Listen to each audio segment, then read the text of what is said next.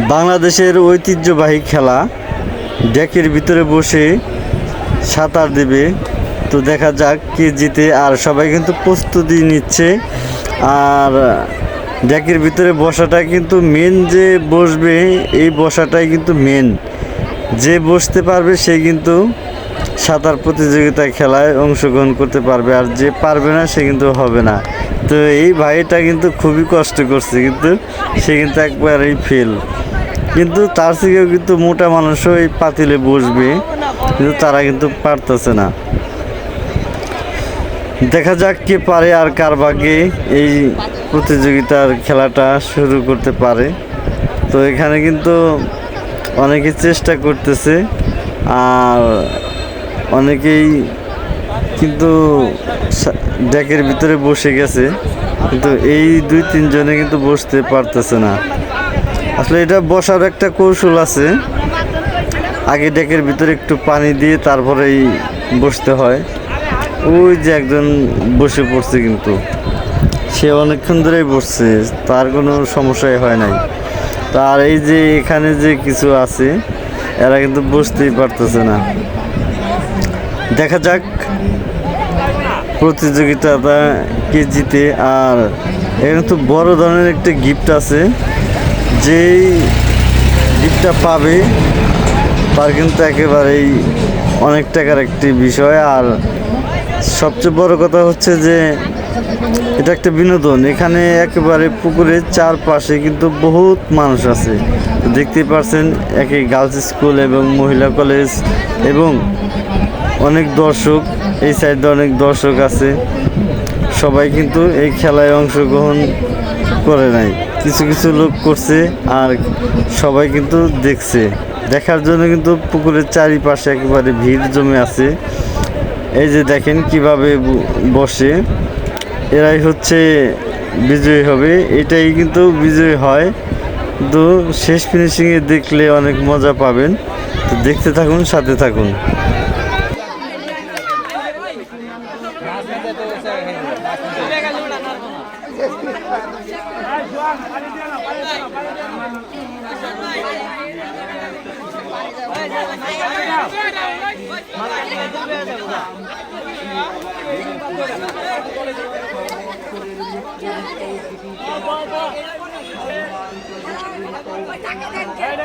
পাতিল হলে আগে পানি দিন লাগবো।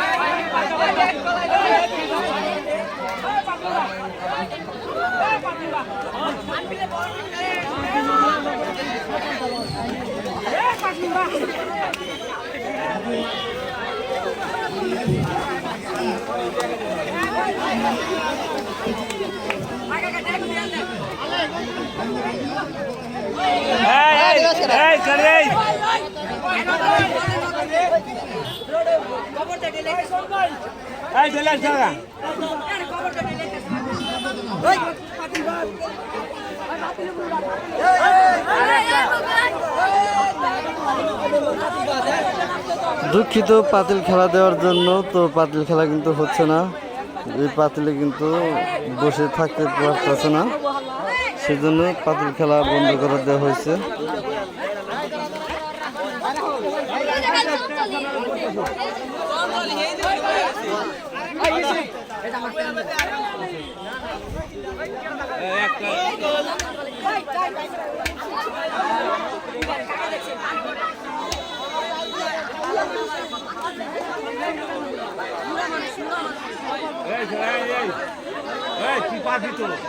পাতলা দিকে একদম বা পানি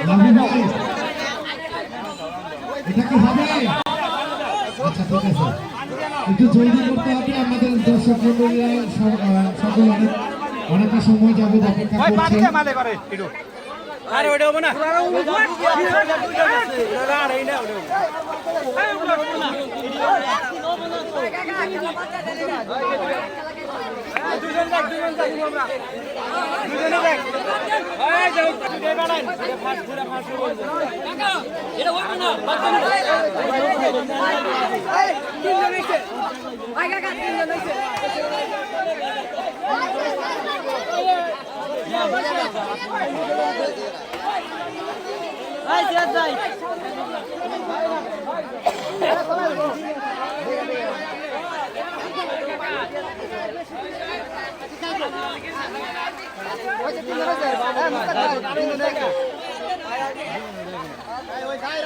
ওই